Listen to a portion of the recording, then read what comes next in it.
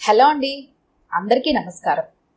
ఈరోజు మనం పిశాచాల సలహా అనే ఓ చక్కటి చందమామ కథను విందాం. ఇక కథలోకి వెళ్దాం.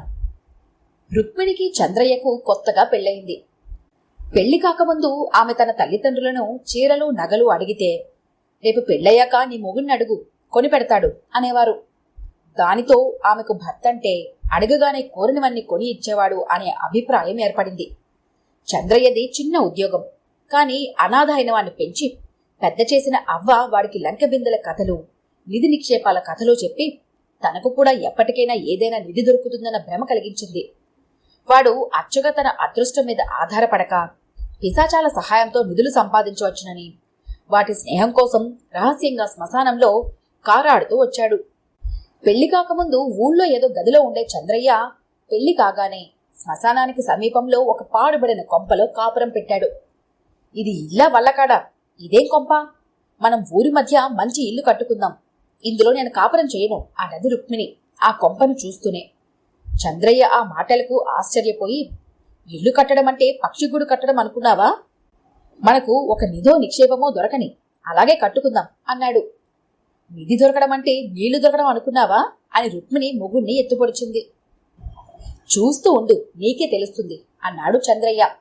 ఆ రాత్రి మంచి నిద్రలో ఉన్న రుక్మిణి ఉలిక్కిపడి లేచింది. శ్మశానం వైపు నుంచి ఏదో కోలాహలం వినిపిస్తోంది. ఆమె భర్తను నిద్రలేపి, ఏమిటా గోలా అని అడిగింది. అవ్వా, పిశాచాల్లా ఉంది, నేను వాటితో మాట్లాడొస్తాను అంటూ చంద్రయ్య లేచి కూర్చున్నాడు. రుక్మిణి అదిరిపడి, నీకేమన్నా మతిపోయిందా? పిశాచాలతో మాట్లాడేమిటి? రేపు ఇల్లు ఖాళీ చేసేద్దాం, ఈ గోల నేను భరించలేను అన్నది.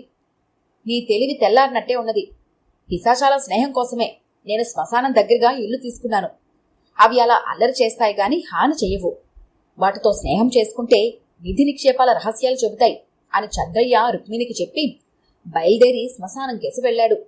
శ్మశానం మొదట్లో ఉన్న మర్రి చెట్టు మీద 2 పిశాచాలు కేరింతలు కొడుతూ మొగ్గలు వేస్తున్నాయి. అవి చంద్రయ్యను చూస్తూనే, ఎవరిది, ఇక్కడికి రావటానికి నీకెంత ధైర్యం అని అడిగాయి. ధైర్యం కాదు, మీ మీద ఇష్టం, అందుకే మీతో స్నేహం కోరి వచ్చాను అన్నాడు చంద్రయ్య. పిశాచాలు అభ్యంతరం చెప్పలేదు.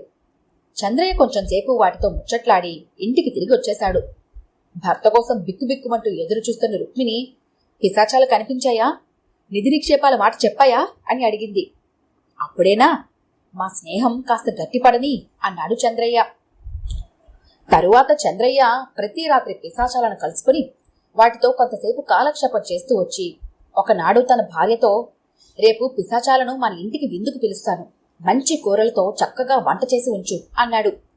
అతని ఆహ్వానం పాటించి పిశాచాలు 2 ఒక అర్ధరాత్రి అతని ఇంటికి విందుకొచ్చాయి. రుక్మిణి వాటికి వడ్డించింది.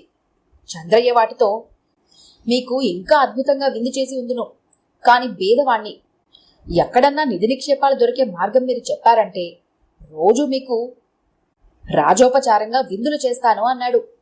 పిశాచాలు ఈ మాటలకు ఆశ్చర్యం నటించుతూ, మేమిలా పిశాచాలం కావడానికి కారణం ఏమిటనుకున్నావు?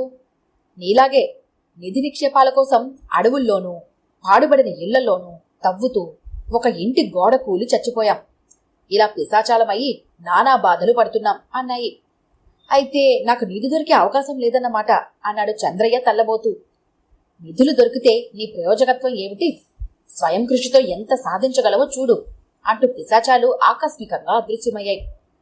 చంద్రయ్యకు ఈ గుణపాఠం చెప్పటానికే పుట్టినట్టుగా ఆ పిశాచాలు మళ్లీ చంద్రయ్య కట్టపడలేదు.